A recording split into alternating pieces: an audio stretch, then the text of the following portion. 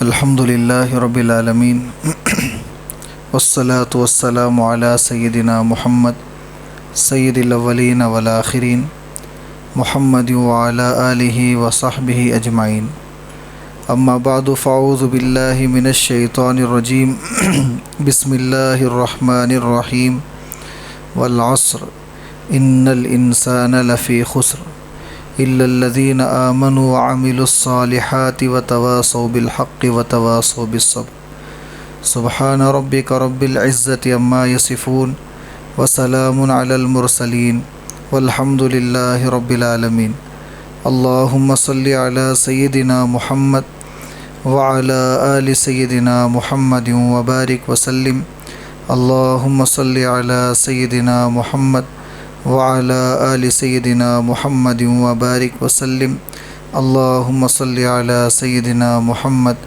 وعلی آل سیدنا محمد وبارک وسلم۔ اللہ تبارک و تعالیٰ نے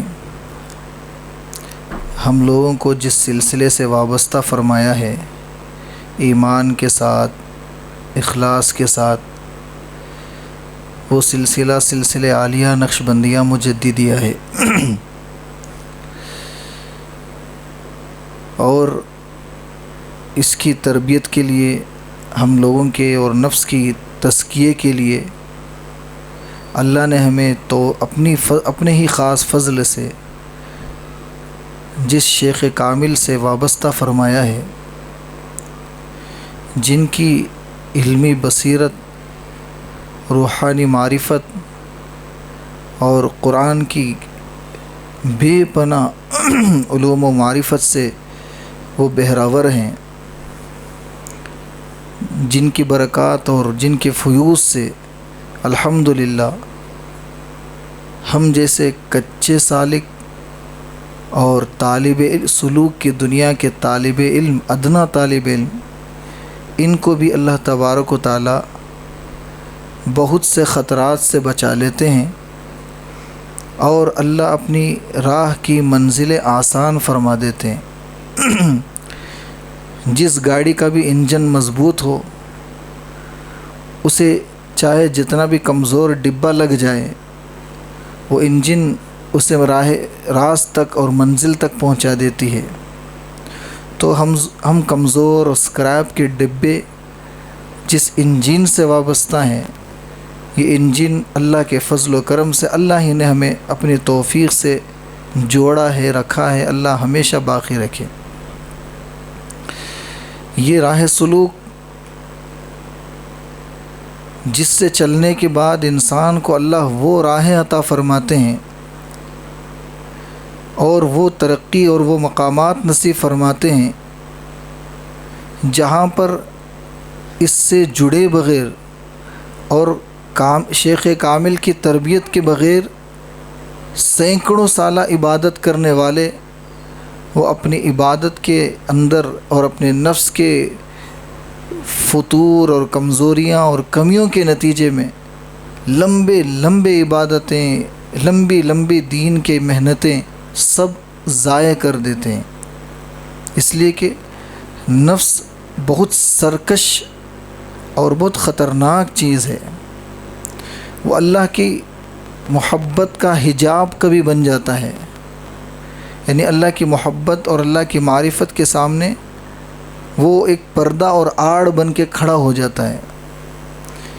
ہزارہ کوشش کرنے کے باوجود بھی نفس کی تربیت نہ ہو، تزکیہ نہ ہو، تو بڑے بڑے اعمال اکارت چلے جاتے ہیں اس کے اندر کی بدنیتی اور اخلاص نہ ہونے کے نتیجے میں۔ اس سلسلے میں بہت اہم مضامین حضرت مجدد الفسانی رحمۃ اللہ علیہ کے ہیں، جسے سمجھنا ہم جیسوں کو تو ممکن بھی نظر نہیں آتا، لیکن اللہ والوں کی کتابوں سے اور ان کی معلومات سے اور ان کے رہنمائیوں سے جو کچھ سیکھا سمجھا وہ آپ کے سامنے اس لیے پیش کرتا ہوں تاکہ آپ کا بھی فائدہ ہو جائے اور کہنے والے کا تو انشاءاللہ ضرور فائدہ ہوگا۔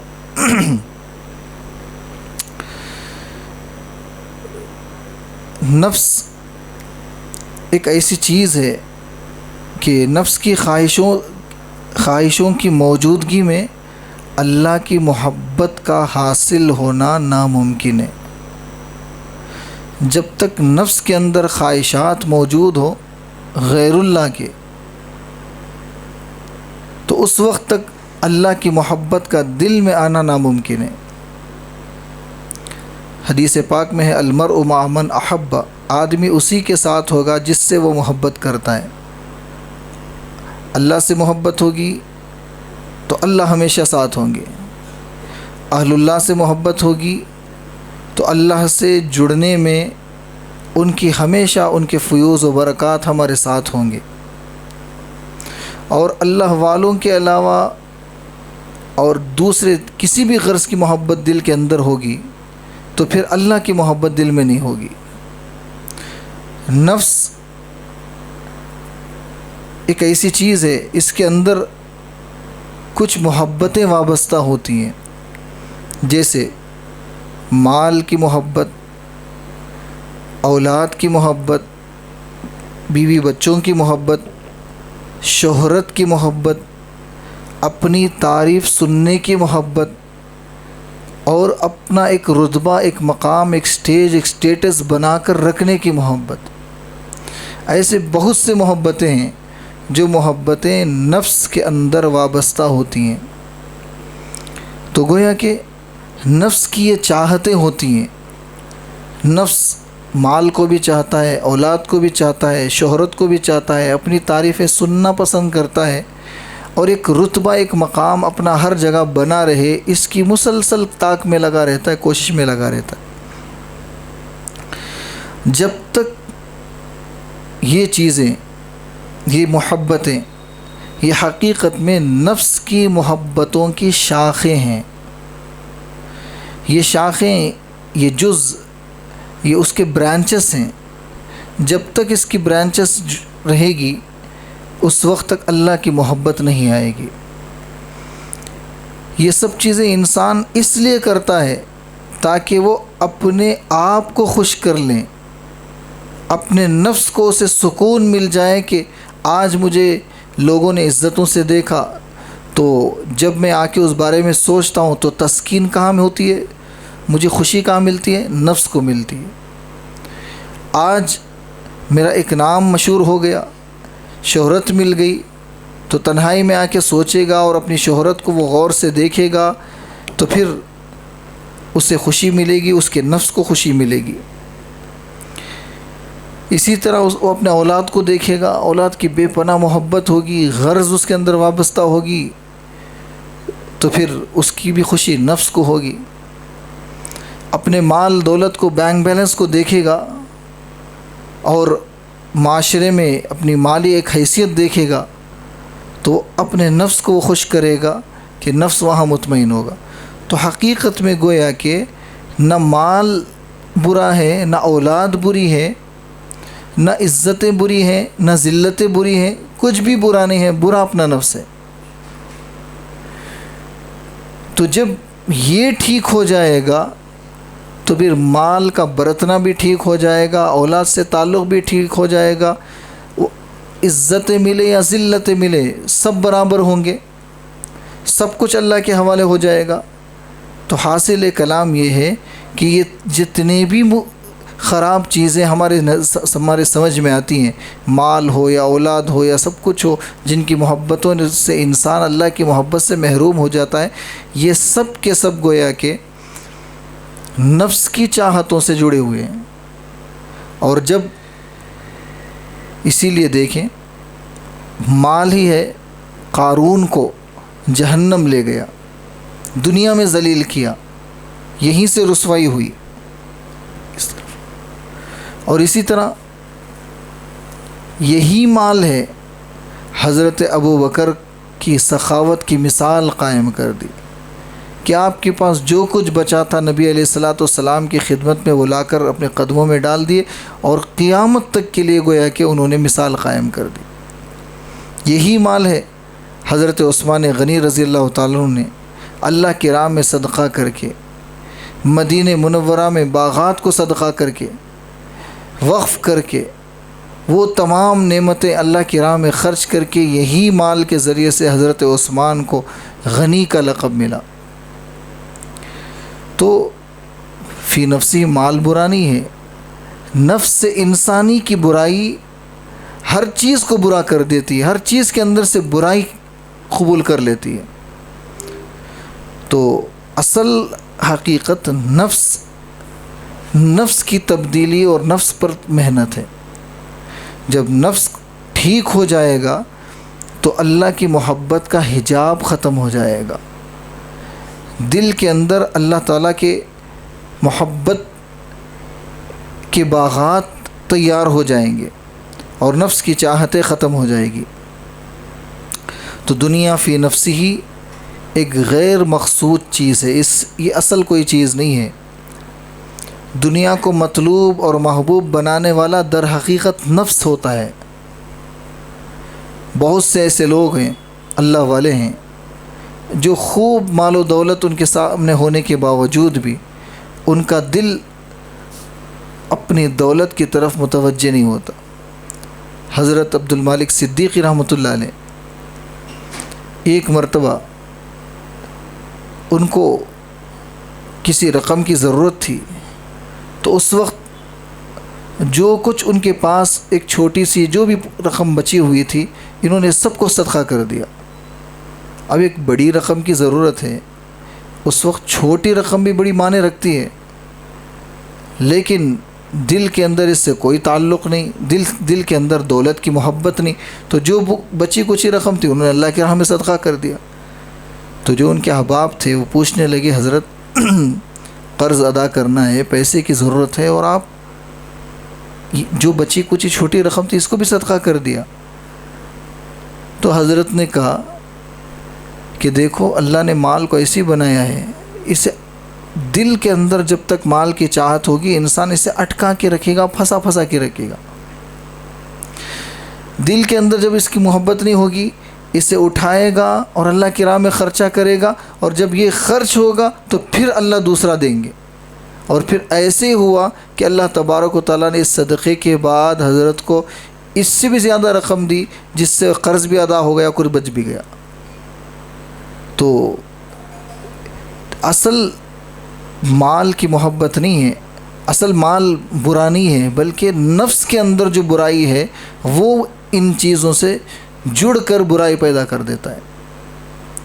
دنیا کے اندر جو بھی فساد، جو بھی بگاڑ ہوتا ہے، اس بگاڑ کے پیچھے کسی نہ کسی انسان کے نفس کا دخل ہوتا ہے، اور دنیا کے اندر جو بھی اچھائی ہوتی ہے اس اچھائی کے پیچھے کسی نہ کسی اچھے انسان کے نفس کا دخل ہوتا ہے۔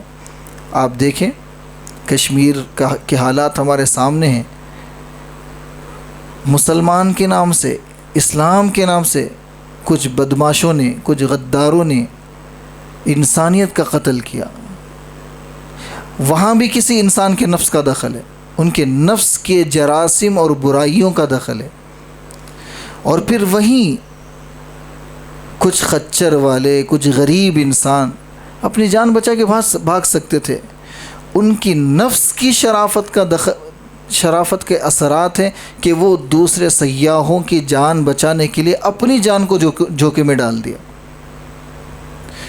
تو برائی پیدا کرنے والے بھی نفس والے ہیں، اور اچھائی کر کے ایک مثال قائم کرنے والے بھی نفس والے ہیں۔ تو حاصل کلام کیا ہے؟ نفس انسانی کی تزکیے کی ضرورت ہے۔ جب تک یہ برا رہے گا دنیا کے اندر برائی آباد رہے گی، جب اس کا تزکیہ ہو جائے گا تو پھر دنیا کے اندر خیر کا وجود ہوگا۔ تو اللہ کی محبت حاصل کرنے کے لیے نفس کو فنائے مطلق کے مقام تک محنت کی ضرورت ہوتی ہے۔ ایسے اللہ کی محبت میں اس کے تمام خواہشات کو فنا کرنے کی ضرورت ہوتی ہے۔ طویل مجاہدے، طویل ذکر، طویل صحبت شیخ کے نتیجے میں یہ نعمت حاصل ہوتی ہے کہ انسان کو فنائے مطلق نصیب ہوتی ہے۔ ایسی فنا کہ ان کوئی حیثیت ہی اپنے آپ کو اپنی سمجھ میں نہیں آتی۔ اسی لیے دیکھیں جن کو فنائے نفس حاصل ہوتا ہے، فنائے مطلق نصیب ہوتی ہے، ان کے اعمال اور عام نیک انسانوں کے اعمال کا فرق سمجھے۔ حدیث میں ہے ایک محاورہ ہے کہ حسنات الابرار سیئات المقربین، کہ نیک لوگوں کی نیکیاں جو اللہ کے مقربین ہوتے ہیں ان کو اپنے کمیاں اور کوتاہیاں برائیاں نظر آتی۔ ہم جیسوں کی نماز، اگر یہ نماز اللہ کے مقرب بندوں کو دے دی جائے، اس کی توفیق دے دی جائے، تو وہ اس ہم جیسوں کی نمازوں کو گناہ سمجھیں گے۔ یہ کیسے حاصل ہوا؟ فنائے نفس کو جنہوں نے فنا کر دیا، فنائے مطلق جن کو حاصل ہو گئی، اس فنا خواہشات کے فنا ہونے کے بعد اب نفس کو اللہ کی محبت کی بقا نصیب ہوئی، تو اس موقع پر ان کا حال ایسا ہوتا ہے کہ وہ اپنے آپ کو اتنا ذلیل و خوار سمجھتے ہیں، ہر انسان کو اپنے سے بہتر سمجھتے ہیں، اور اپنے اعمال سے، اپنے کردار سے اپنے آپ کو اتنا برا سمجھتے ہیں، اتنا برا سمجھتے ہیں۔ حضرت تھانوی رحمۃ اللہ علیہ فرماتے ہیں کہ انہوں نے کہا کہ مجھ سے کتا بہتر ہے، تو لوگوں نے پوچھا حضرت اتنی بڑی بات؟ تو حضرت نے فرمایا جب تک اللہ مجھ سے راضی ہو کر مجھے معاف نہ کر دے اس وقت تک میں اپنے آپ کو کتے سے بدتر سمجھوں گا، اور جب اللہ مجھ سے راضی ہو کر اللہ مجھے معاف فرما دے، مجھے اپنا بنا لیں، قیامت کے دن یہ پروانہ سنا دے، اس وقت میں اپنے آپ کو کتے سے بہتر سمجھوں گا۔ تو یہ مقربین کے مقامات ہوتے ہیں کہ جو اپنے نفس کو تمام تر اس کی آلائش، اس کی گندگیوں سے پاک کر کے اللہ کی محبت میں رنگ دیتے ہیں، پھر جا کر اللہ کی محبوبیت نصیب ہوتی ہے۔ تو حضرت مجدد الفسانی رحمۃ اللہ علیہ اسی پہ زور دیتے ہیں کہ فنائے مطلق حاصل ہونے کے بعد ہی گویا کہ اللہ کی محبت نصیب ہوتی ہے۔ اب فنائے مطلق حاصل ہونے کے لیے کرنا کیا پڑے گا؟ فنائے مطلق کے لیے حضرت مجدد صاحب فرماتے ہیں کہ اللہ کی ذاتی تجلیات کے نتیجے میں جب ذاتی تجلیات نفس پر اور قلب پر پڑتے ہیں تب جا کر دل کے اندھیرے ختم ہوتے ہیں، ظلمتیں ختم ہوتی ہیں۔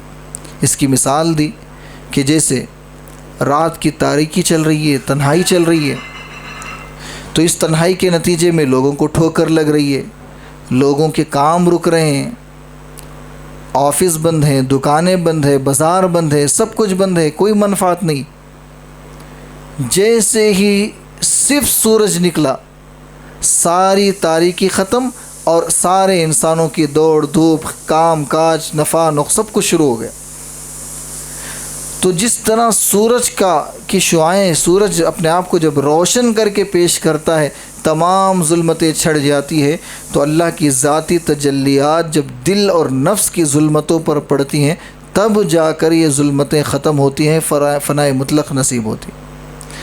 ذاتی تجلیات کے لیے کیا کرنا پڑے گا؟ اللہ کے ذاتی تجلیات حاصل کرنے کے لیے کثرت ذکر اور اہل اللہ کی تسلسل سے صحبت اور ان سے رابطہ اور ان کو اپنے حالات کی اطلاع کرنا اور ان کے دیے ہوئے مشوروں پر عمل کرنا۔ اس کے بعد جا کر نفس کے گندگیاں ختم ہونے لگتی ہیں اور اللہ کی محبت بڑھنے لگتی ہے، دل روشن ہونے لگتا ہے، اور تب جا کر نفس کی ظلمتوں کے خطرات ہمیں محسوس ہونا شروع ہوتے ہیں۔ ہم عبادت کر رہے ہوتے ہیں اور عبادت کے اندر کی کوتاہیوں کا ہمیں احساس بھی ہونے لگتا ہے، اور سلام پھرنے کے بعد نماز پڑھ کر فوراً اللہ اکبر کہتے ہوئے استغفر اللہ استغفر اللہ استغفر اللہ جو زبان سے نکلتا ہے یہ خوف کے ساتھ نکلتا ہے، اور اس خوف کے ساتھ کہ جو اللہ کے سامنے ہم کھڑے ہوئے تھے اور ہمیں اپنے نفس کی معرفت حاصل ہوئی تھی کہ نفس کتنا کم بخت ہے کہ یہاں کھڑے ہونے کے بعد بھی احساس نہیں پیدا کرا رہا ہے کہ ہمارے دھیان ادھر ادھر ہو رہا ہے، خواہشات ادھر ادھر ہو رہے ہیں، اللہ کا تصور ختم ہو کر مخلوق کا تصور دل میں جم رہا ہے، اور پھر ہم اللہ کے سامنے اور مخلوق کے سامنے کھڑے ہو کر یہ تاثر دے رہے ہیں کہ ہم نمازی ہیں، مخلوق کے سامنے کھڑے ہو کر یہ تاثر دے رہے ہیں کہ ہم اللہ کی عبادت کر رہے ہیں، اور زبان سے اللہ اکبر کہہ رہے ہیں، اور ساری عبادت میں اللہ سب سے بڑا ہے کہ بجائے ساری دنیا ہمارے سامنے سب سے بڑی ہو کر آ رہی ہے اور ہم اس میں ڈوبے ہوئے ہیں۔ تو یہ ساری چیزیں تب کھل کے سامنے آتی ہیں، یہ کیفیات اس وقت سامنے آتی ہیں۔ تو حضرت مجدد الفسانی رحمۃ اللہ علیہ ان تمام چیزوں کا نچوڑ یہی بیان کرتے ہیں کہ نفس کے تزکیے کے بعد، اور نفس کا تزکیہ جب شروع ہوتا ہے تب جا کر دل میں اللہ کی محبت جگنا شروع ہوتی ہے، اور جب اللہ کی محبت جگنا شروع ہوتی ہے تب جا کر انسان کو ایمان کی کچھ ابتدائی مرحلے نصیب ہوتے ہیں، تب جا کر انسان محسوس کرتا ہے کہ میری عبادت اللہ کے لیے ہے، ایاک نعبد و ایاک نستعین۔ تب جا کر سورہ فاتحہ کے اس مضمون کا احساس اسے ہونے لگتا ہے کہ میری تمام عبادتیں اللہ کے لیے اور اللہ ہی کے لیے ہے، خالص اللہ کے لیے ہیں، اور خالص میں اللہ سے مدد چاہتا ہوں، کسی اور سے مدد نہیں چاہتا ہوں۔ یہ نعمت تب جا کے حاصل ہونا شروع ہوتی ہے، اور یہ ایمان کے ابتدائی درجے ہوتے ہیں۔ الغرض یہ جو معرفت ہے، یہ جو حق طریقت ہے، یہ سب چیزیں شریعت ہی کی تکمیل کے لیے ہیں۔ اسی لیے طریقت اور حقیقت، معرفت، ان چیزوں کو سمجھنے کی ضرورت ہے۔ لوگ ان کو شریعت سے الگ کر کے سمجھاتے ہیں۔ لوگ شریعت سے بالکل بے نیاز ہو کر، جو جاہل صوفی ہوتے ہیں یا پھر بدعتی صوفی ہوتے ہیں، ان کا حال یہ ہوتا ہے کہ یہ شریعت سے آزاد ہو کر طریقت پہ چلاتے ہیں، اس لیے کہ جنہوں نے جو شریعت کو سمجھا ہی نہیں، وہ طریقت اور حقیقت کو کیا سمجھیں گے۔ حضرت مجدد الفسانی رحمۃ اللہ علیہ فرماتے ہیں طریقت اور حقیقت کا اصل مقصد شریعت کی تکمیل ہے۔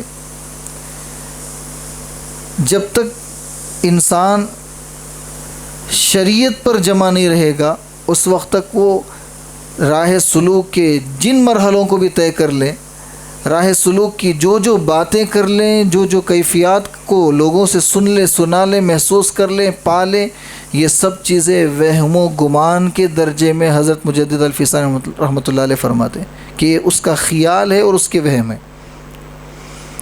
تو 3 جز کو انہوں نے شریعت کے 3 جز قائم فرمائے، ایک علم اور ایک عمل اور ایک اخلاص۔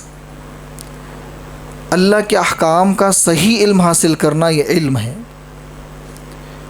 تصور کیا کیا جاتا ہے؟ علم اچھی زبان آ جائے اور نقطے کی باتیں سمجھا دے یا سمجھ لے، کچھ راز بیان کر دیں، دوسروں سے ہٹ کر بہت سے عجیب و غریب معلومات مجھے مل جائیں، میں بیان کروں۔ تو نفس جب تک بیمار رہے گا، علم کو بھی علم صحیح حاصل کرنے نہیں دے گا، بیمار علم حاصل کرنے دے گا۔ تو اصل علم کیا ہے؟ اللہ کے احکام کا صحیح علم حاصل کرنا، یہ اصل علم ہے۔ اور نمبر 2 عمل، علم کے مطابق اپنی زندگی کو ڈھالنا، یہ عمل ہے۔ علم کے مطابق، اپنے چاہت کے مطابق نہیں ہے۔ علم کیا ہے؟ اس وقت اللہ تبارک و تعالی مجھ سے کیا عمل کرتے ہوئے دیکھنا پسند کر رہے ہیں، یہ علم حاصل ہونا ضروری ہے۔ یہ علم حاصل ہوگا تو پھر عمل درست ہوگا، ورنہ سارے اعمال صرف اپنے شوق اور اپنے چاہت کے ہوں گے۔ اسی لیے کچھ صحابہ تسلسل سے روزہ رکھنا چاہ رہے تھے، تو اللہ کے نبی علیہ الصلاۃ والسلام نے منع فرمایا اور اپنی مثال قائم فرمائی کہ میں روزہ بھی رکھتا ہوں، افطار بھی کرتا ہوں، کیا تم مجھ سے بڑے عابد بننا چاہتے ہو؟ میں نماز بھی پڑھتا ہوں، آرام بھی کرتا ہوں، میں گھر والوں کے ساتھ زندگی بھی گزارتا ہوں، اور میں اللہ کی راہوں میں اپنی زندگی کو وقف بھی کیا ہوں۔ تو اللہ کے نبی علیہ السلام نے جو اپنی مثال قائم فرمائی، اسی کا نام ہے شریعت۔ آپ جس طرح چل کے دکھائیں، یہ ہے علم صحیح، یہ ہے عمل صحیح، اس پر چلنے کا نام شریعت ہے۔ اور تیسری چیز ہے اخلاص، عمل کو صرف اللہ کی رضا کے لیے کرنا، بغیر کسی دنیاوی غرض اور خود نمائی کے، یعنی خود کی ایک پہچان ہو یا دنیاوی کوئی خواہشات اس میں جڑے ہو۔ ان خواہشات کے ساتھ اگر کوئی صدقہ کر رہا ہے، یہاں صدقہ کروں گا تو یہاں عزت دی جائے گی، فلاں مدرسے میں اگر میں فلاں کے ہاتھوں میں رقم پہنچاؤں گا تو پھر وہاں مجھے عزت کے مقام سے دیکھا جائے گا، اور ایسے موقع پر عمل کرتے ہوئے کھڑا رہوں گا تو لوگوں کی نظر میں عابد و زاہد شمار ہوں گا۔ تو کہیں نہ کہیں جو بیماریاں انسان کے اندر چھپے ہوئے رہتی ہیں، تو اعمال کو بھی گویا کہ نفس اگر بیمار رہے تو اعمال کے اندر بھی وہ برائیاں پیدا کرانے کی کوشش کرے گا۔ تو شریعت ان تین چیزوں کا نام ہے، تین جز کا نام شریعت ہے۔ تو حضرت مجدد الفسانی رحمۃ اللہ علیہ فرماتے ہیں، طریقت کا مقصود شریعت کے علاوہ اور کوئی چیز ہی نہیں ہے۔ تو شریعت پر چلنے کے لیے طریقت ایک راہ ہے، طریقت کے ذریعے سے انسان گویا کہ شریعت پر چلنا اسے آسان ہو جاتا ہے۔ جیسے تین چیزوں کو سمجھے، ایک ہے جھوٹ کا نہ بولنا، جھوٹ سے رکنا اور جھوٹ نہ بولنا، یہ شریعت ہے۔ اس لیے کہ احادیث مبارکہ میں جھوٹ بولنے پر لعنتیں آئی ہیں، لعنت اللہ علی الکاذبین، اللہ کی لعنت ہے جھوٹوں پر۔ اور اللہ کے نبی علیہ السلام نے فرمایا ایمان اور جھوٹ جمع نہیں ہو سکتا۔ تو یہ ساری چیزیں کیا ہو گئی؟ یہ شریعت ہے۔ جھوٹ سے بچنا کیا ہو گیا؟ شریعت ہے۔ طریقت کیا ہے؟ طریقت یہ ہے کہ انسان کے دل میں جھوٹ کا خیال بھی نہ آئے، اس کا دل ایسے بن جائے کہ اس موقع پر جھوٹ بول کے میں بچ سکتا ہوں کا یا تصور بھی اس کے دل میں نہ آئے، یہ طریقت ہے۔ اب یہ خیال کا دل میں نہ لانا انسان کے اختیار میں ہے۔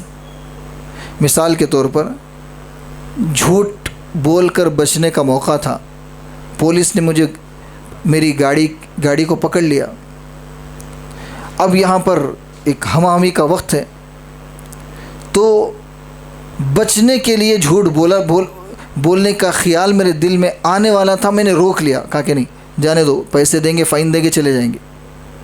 تو میں جھوٹ نہیں بولا، شریعت پہ عمل کیا، جھوٹ کو دل میں آنے نہیں دیا، جگہ نہیں دیا، سزا مقرر کر لیا، اپنے لیے فائن لے لیا، تو یہ طریقت ہے۔ اور حقیقت یہ ہے کہ بتکلف سوچ کر روکنے کے بجائے بغیر سوچے بغیر پلان کیے انسان کا ایسا مزاج بن جائے کہ اس کی فطرت سے جھوٹ کا خیال آ ہی نہ پائے، روکنے کی ضرورت ہی نہ ہو، یہ حقیقت ہے۔ جس طرح ڈرائیور ہوتا ہے، کار چلانے والا ہوتا ہے، ابتدا میں کار چلانے کے لیے بتکلف محنت کرنی پڑتی ہے۔ کیسے کہ کبھی کبھار تو دیکھنے پڑتا ہے کہ سیکنڈ گیئر میں ہو یا فورتھ گیئر میں ہو، یا گیئر دیکھنا پڑتا ہے، اور کبھی کبھار تو بریک میں پیر رکھا ہوں یا کلچ میں پیر رکھا ہوں یا ایکسلیٹر میں پیر رکھا ہوں، دیکھنا پڑتا ہے۔ تو یہ راہ طریقت ہے، یہاں پہ دیکھ کے سمجھ کے گویا کہ چلانا پڑتا ہے، ورنہ کہیں بھی حادثہ ہونے کا چانس ہے۔ اور پھر ایک وقت آتا ہے تسلسل سے محنت کے نتیجے میں انسان کی سوچ اور مزاج ایسا ہو جاتا ہے وہ ساتھ میں رہنے والوں سے بات بھی کرتا ہے، فون بھی اٹینڈ کرتا ہے، سڑک کو بھی دیکھتا ہے، جہاں جانا ہے منزل، کلومیٹر، ساری چیزیں اوپر نیچے آگے پیچھے سب جگہ دیکھتا بھی ہے۔ اسٹیئرنگ کے موقع پر اسٹیئرنگ خود کام کرتی ہے، ڈیوائیڈر اس کے پاس سے ٹیڑھا میڑھا ہو کے گزرتا ہے، ایک نظر بھی ڈیوائیڈر پر اس کی نہیں پڑتی، وہ بالکل سامنے دیکھتا ہے، اسٹیئرنگ پورا اپنا کام کرتی ہے، کس گیئر کو بدلنا ہے، کس گیئر کو نہیں بدلنا ہے، ایکسیلیٹر دبانا ہے یا بریک دبانا ہے، سب چیزیں اپنے وقت پہ برابر کام کرتی ہیں۔ حتیٰ کہ اس سے بھی زیادہ کہ یہ بھی کسی کو حاصل ہو جانے کے بعد بھی کسی کے جھٹکے ختم نہیں ہوتے، وہ چلاتے چلاتے ذرا زور سے کلچ چھوڑ دیتے ہیں جس کی وجہ سے جھٹکا لگتا ہے، لیکن اتنی زیادہ حساسیت کسی کو پیدا ہو جاتی ہے کہ بیٹھنے والے کو نہ بریک دبانے کا احساس ہوتا ہے نہ کلچ چھوڑنے کا احساس ہوتا ہے، اس قدر کار چلانے کا عادی ہو جاتا ہے، قابو پا لیتا ہے۔ تو یہ حقیقت ہے، طریقت سنبھل کے بچ کے چلنے کا نام، اور جب اس میں کمال درجہ جو حاصل ہو جاتا ہے تب اس کو حقیقت کہتے ہیں۔ تو حضرت مجدد الفسانی رحمۃ اللہ علیہ فرماتے ہیں کہ جھوٹ نہ بولنا شریعت ہے، اور اس موقع پر جھوٹ کا تصور دل میں نہ لانا، اس کے لیے روک دینا، اگر خیال لانے کی نفس کوشش کر رہا ہے تو فوراً اس کا خیال ہٹا کے اس طرف میلان کیے بغیر سچ کہہ دینا، یہ طریقت ہے۔ اور نفس چاہ کے بھی انسان کو برا نہ کرے، خیال نہ ڈالے، یہ کیفیت حاصل ہو جاتی ہے، یہ حقیقت ہے۔ اب بتاؤ، یہ دونوں چیزیں یعنی تکلف کے ساتھ جھوٹ کا روکنا اور بے تکلف جھوٹ سے روکنا، یہ دونوں چیزیں جھوٹ ہی سے تو رکا رہے نا، یعنی شریعت ہی پہ چلا رہے نا۔ تو بتاؤ، یہ دونوں شریعت کے خادم ہوئے نہیں ہوئے؟ انسان کو کمال طریقے سے شریعت پہ چلنے کی قوت حاصل ہوتی ہے طریقت اور حقیقت سے۔ تو اصل کیا ہو گیا؟ اصل شریعت ہوا۔ لیکن کسی کے ذہن میں یہ بات آ سکتی ہے تو پھر یہ سلوک کی ضرورت کیا ہے؟ ڈائریکٹ ہم لوگ دیکھ لیں گے کیا کرنا ہے کیا نہیں کرنا ہے، ہم ڈائریکٹ کرتے ہوئے چلے جائیں گے۔ کسی بھی موقع پر شیطان تو دور کی بات ہے، اپنا نفس انسان کو شریعت کے خلاف چلنے پر مجبور کر دے گا، اس لیے کہ اس کے اندر برائی ہے۔ جس طرح قارون کے سامنے دولت تھی، حضرت ابو بکر حضرت عثمان کے سامنے بھی دولت تھی، ان کا نفس پاک تھا اور اس کا نفس گندا تھا، گندے کا نفس اس مال سے گندگی پیدا کیا اور اچھوں کا نفس اس مال کے ذریعے سے اچھوں کی مثال قائم کر دی۔ تو یہ ہے سلوک پر چلنے کا مقصد۔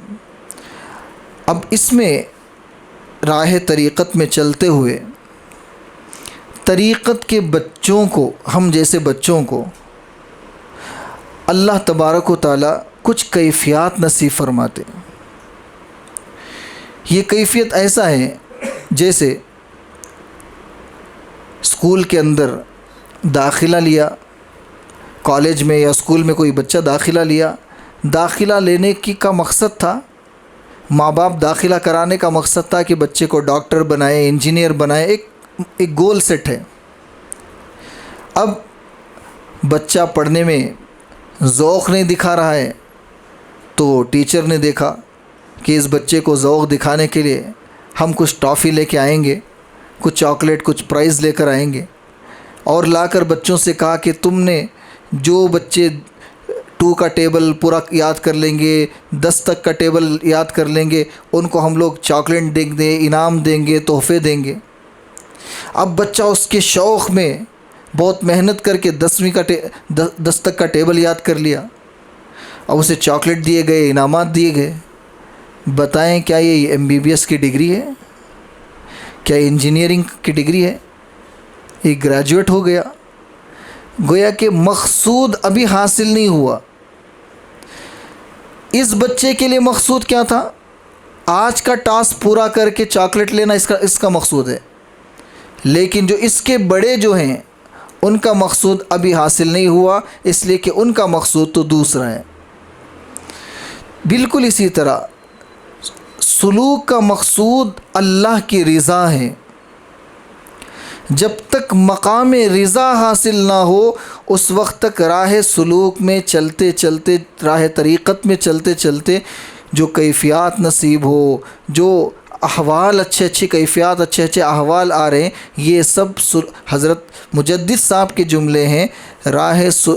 راہ طریقت کے بچوں کو اللہ کی طرف سے دیے ہوئے انعامات ہیں بس۔ اگر انہی انعامات کو مقصود بنا کر کوئی بیٹھ جائیں، جیسا کہ آج کل ہونے لگا کہ کچھ سلوک کی کمزور مشائخ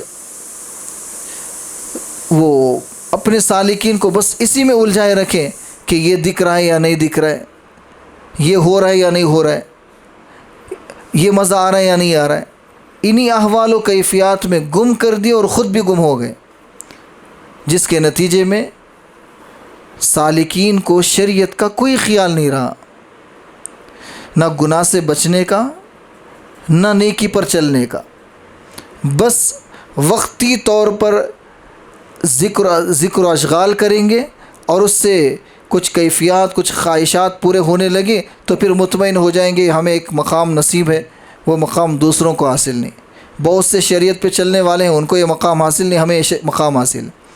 خود نمائی اور خود کی بڑائی کا نتیجہ، جس کی وجہ سے طویل ریاضتیں، طویل ذکر و مراقبے بھی برباد ہو جاتے ہیں۔ میں نے کیا کہا؟ جن کو فنائے نفس یعنی فنائے مطلق جن کو حاصل ہوتا ہے، نفس کے خواہشات کی جن کو فنا حاصل ہو گئی اور اللہ کی محبت کی بقا جن کے نفس کو نصیب ہو گئی، وہ اپنے نیکیوں کو کیا سمجھتے ہیں؟ برائیوں کی طرح سمجھنے لگتے ہیں اور اپنے آپ کو دوسروں کے مقابلے میں سب سے کمتر سمجھنے لگتے ہیں۔ جو کچھ کیفیات، کچھ احوال، کچھ روشنیاں، کچھ چمک دمک سے میں الجھ گئے ہوں، بتاؤ ان کے سامنے کوئی نیک بندہ گناہ سے بچ رہا ہے، اللہ سے ڈر رہا ہے، نیکی کر رہا ہے، لیکن اسے یہ سب چیزیں حاصل نہیں ہو رہی، تو یہ بندہ خود کو بڑا نہیں سمجھے گا۔ مقصود سمجھ لیا کس کو؟ رنگ دکھنے کو، روشنیاں دکھنے کو، اور اپنے آپ کو کبھی ہوا میں اڑتا ہوا پا رہا ہے، کبھی مراقبے میں دیکھ رہا ہے کہ وہ اوپر جا رہا ہے، آسمانوں میں جا رہا ہے، بس اسی کو مقصود۔ کل کے مراقبے میں تو میں آسمانوں میں گیا، یہاں گیا، آج پتہ نہیں کیوں ایسا نہیں ہو رہا ہے، پریشان ہو گیا، اور کل جا کے پھر شیخ سے کہنے لگا کہ مجھے یہ کام رک گیا ہے، مجھے پھر توجہ کیجئے تاکہ یہی ملے، تو مقصود بدل گیا۔ مقصود کیا ہے؟ زندگی گناہوں سے پاک ہو، چاہ کے بھی گناہ کرنے کی نوبت نہ آئے، خیال تک دل میں نہ آئے۔ اسی لیے حضرت مجدد الفسانی رحمۃ اللہ علیہ نے فرمایا کہ اس امت کے اندر بہت سے ایسے اللہ کے برگزیدہ بندے گزرے ہیں جن کو 20 سال تک جن کے دل میں گناہ صغیرہ کا بھی خیال نہیں آیا ہے، اس درجے کا فنائے مطلق ان کو حاصل تھا۔ تو ان کا مقصد یہ تھا اللہ کو راضی کرنا ہے، جس کی وجہ سے یہ وہم، خیالات، ان سب چیزوں سے وہ بالکل پرے رہتے تھے۔ تو راہ طریقت میں جو احوال و کیفیتیں حاصل ہو جاتی ہیں، وہ سلوک میں چلنے کے لیے نعمتیں اللہ کی طرف سے، یہ مقصود نہیں ہے۔ اور مقصود کیا ہے؟ وہ اللہ کی رضا ہے۔ اور اللہ کی رضا کیسے حاصل ہوگی؟ وہ اتباع سنت سے حاصل ہوگی۔ آج میں جو کام کر رہا ہوں، اس وقت جو میں کام کر رہا ہوں، یہ کام اللہ کے نبی علیہ الصلاۃ والسلام نے کیسے کیا ہے؟ جان کے کرنے کا نام، خیال کو لا کے کرنے کا نام طریقت ہے، بغیر خیال کے وہ ہونے لگے زندگی میں، یہ حقیقت ہے۔ اور یہ دونوں ہی شریعت ہے کہ انسان نماز کے لیے کھڑا ہو رہا ہے اور اللہ کے نبی علیہ الصلاۃ والسلام نے سنت کے مطابق جو نماز پڑھی تھی، اس نماز کو تصور کے ساتھ ہاتھ اس طرح اٹھا کے پڑھ رہا ہے تو گویا کہ یہ چل رہا ہے اس راستے پر، چلنے کو طریقت کہتے ہیں، طریق چلنے کا نام ہے۔ بلا تکلف نبی علیہ الصلاۃ والسلام کی ادا کے مطابق ادا ہونے لگے، یہ حقیقت ہے، اور یہی دونوں تو شریعت ہے۔ تو حضرت مجدد الفسانی رحمۃ اللہ علیہ نے اس طرح گویا کہ ایک گمراہی چل رہی تھی صوفیہ کے اندر، وہ شریعت سے بالکل دور رہتے ہوئے طریقت اور معرفت اور حقیقت کے نام سے امت کو شریعت سے دور کر بیٹھے تھے، کیفیات میں گم کر کے بیٹھے ہوئے تھے، جس کے نتیجے میں سلوک ایک تصوف ایک بدعت بن گیا تھا۔ حضرت مفتی سعید صاحب رحمۃ اللہ علیہ شیخ الحدیث دارالعلوم دیوبند، ہمارے دور حدیث کے سال میں انہوں نے تمام طلباء سے سوال کیا، اپنے دورے کے ساتھیوں سے، کہ دارالعلوم دیوبند کا مقصد کیا ہے، سمجھائیں، اس کے وجود کا مقصد کیا ہے؟ تو کوئی جنگ آزادی، کوئی کچھ کہنے لگے۔ تو حضرت نے فرمایا ہر دور میں اور دین کے ہر شعبے کی تجدید کرنے کے لیے اللہ تبارک و تعالیٰ نے اس کا وجود قائم کیا، اور اس کے بعد فرمایا کہ علم کے اعتبار سے بے پناہ گمراہیاں پھیلی ہوئی تھیں، عمل کے لحاظ سے بے پناہ مبالغہ آرائیاں ہونے لگی تھی، اور اخلاص اور سلوک کے نام سے دنیا بھر کے بے ڈھنگے پن دنیا میں چلنے لگے تھے۔ الٹی سیدھی کیفیتیں حاصل کرنے کے لیے ایسے ویسے وظائف اور ایسے ویسے اوراد جس کا کوئی کتاب و سنت سے واسطہ نہیں ہے، اور ایسے ایسے اعمال جس کا کتاب و سنت سے کوئی واسطہ نہیں ہے۔ حضرت نے یہ بات بھی فرمائی کہ نیچے سر اوپر پیر کر کے نماز بھی کچھ صوفیہ پڑھا کرتے تھے، جس کا کوئی کتاب و سنت سے تعلق نہیں ہے۔ تو ان کا کہنا یہ ہوتا تھا کہ ہم اپنے نفس کے خلاف کام کر رہے، نفس ایسا کھڑے ہو کر پڑھنے کے لیے کر رہا تو وہ سر کو نیچے اوپر پیر کر کے نماز پڑھنے لگ گئے تھے، تو یہ حال ہونے لگ گیا تھا۔ تو ان سب چیزوں کی تجدید کرنے کے لیے اللہ نے دارالعلوم دیوبند کو وجود میں لایا۔ تو دارالعلوم دیوبند ہر دین کے کام کو ہر دور میں تجدیدی کام انجام دیتا ہے۔ تو تصوف ایک بیماری بن کے رہ گئی تھی، ایک بدعت و خرافات بن کے رہ گئی تھی، مکمل طور پر نہیں، اکثر و بیشتر جگہوں میں۔ تو اس کی تجدید کا کام دارالعلوم دیوبند سے اللہ نے لیا، اکابر علماء دیوبند سے لیا، اور حضرت مجدد الفسانی رحمۃ اللہ علیہ کے زمانے میں حضرت مجدد الفسانی رحمۃ اللہ علیہ شریعت، طریقت، حقیقت، معرفت کے ان رازوں کو کھولا۔ اس سے وہ سالک جو گھٹنوں کے بل رینگ کے چلتے ہیں اور وہ احوال و کیفیت کی ٹافیوں کو اصل مقصود سمجھ کے بیٹھ جاتے ہیں، ان کے سامنے راز کھول دی۔ اصل ہے شریعت پہ چلنا، اصل ہے اتباع سنت کرنا، بلا تکلف اور تکلف، ان دونوں چیزوں کو محسوس کر لیں کہ تکلف سے ابھی چل رہے ہیں تو اس کا مطلب ہے کہ طریقت کی راہ میں چل رہے ہیں، اور مکمل تکلف ختم ہو گیا، ایسے گویا کہ بالکل زبردست ڈرائیونگ کرنے والے ایک ڈرائیور کی طرح آپ ڈرائیو کرنے لگے، اس طرح گویا کہ آپ شریعت پر چلنے کے عادی ہو گئے، تو سمجھے اللہ حقیقت کی دولت سے نواز دیا۔ حاصل کلام یہ ہے کہ چلنا شریعت پر ہی ہے۔ طریقت پہ چلنے کا مطلب یہ نہیں کہ شریعت سے ہٹ کر کوئی ایک راہ ان لوگوں کے لیے آ گئی ہے۔ اسی لیے بڑے بڑے اللہ کے نیک اور برگزیدہ بندے، سادہ سیدھی زندگی ان کی گزرتی ہے۔ کچھ لوگوں کو دیکھ کے حیرت ہوتی ہے کہ یہ اتنے بڑے اللہ والے، بالکل ہم جیسا کھاتے ہیں، ہم جیسا پیتے ہیں، ہم جیسا رہتے ہیں، ہم جیسا اوڑھتے ہیں، ہم جیسا چلتے ہیں۔ یہی سوال اللہ کے نبی علیہ السلام سے اس زمانے کی مشرکین کر رہے تھے کہ مالی حاضر رسول، کہ یہ کیسے رسول ہو سکتے ہیں کہ ہم جیسے کھاتے ہیں، یمشون فی الاسواق، ہم جیسا بازاروں میں چلتے ہیں، جس تجارت کر رہے ہیں، کاروبار کر رہے ہیں، کھا رہے ہیں، پی رہے ہیں، تو ہم میں ان میں کیا فرق ہے؟ فرشتہ ہونا چاہیے تھا، ہوا میں اڑنے لگے، کچھ چمتکار دکھانے لگے، کچھ کیفیات دکھانے لگے، ان کا یہ تصور تھا۔ اور یہ سب چیزیں کیا ہیں؟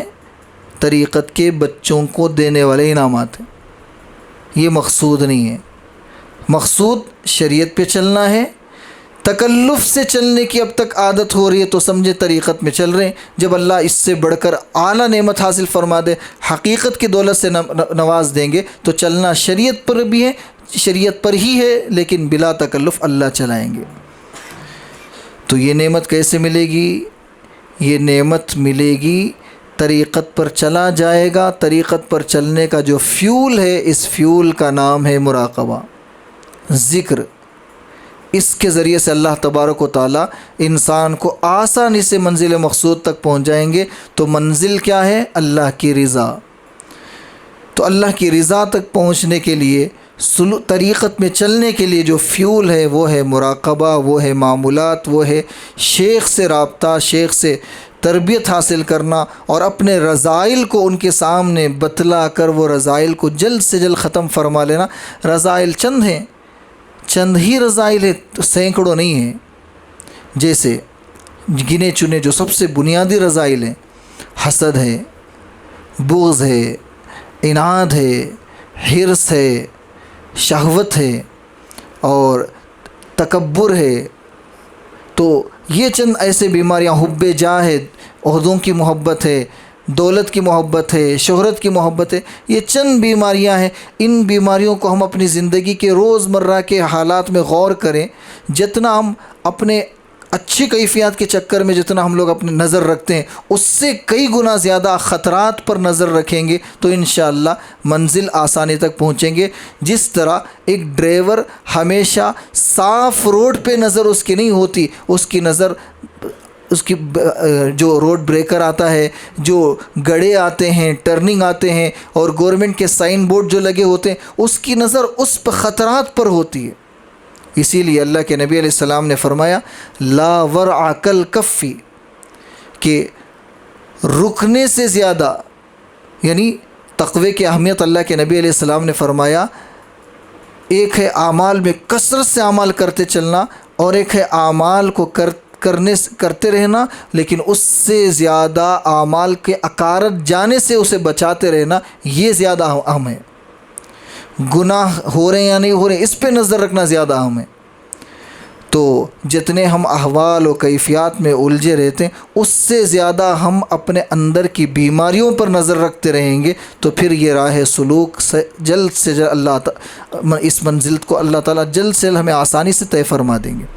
اللہ تعالیٰ سے دعا ہے اللہ تعالیٰ ہم تمام کو راہ سلوک پر آسانی سے چلنا آسان فرمائے، اور اپنے مشائخ کی نگرانی میں اپنے نفس کا تزکیہ فرمائے۔ وآخر الدعوانا الحمد للہ رب العالمین۔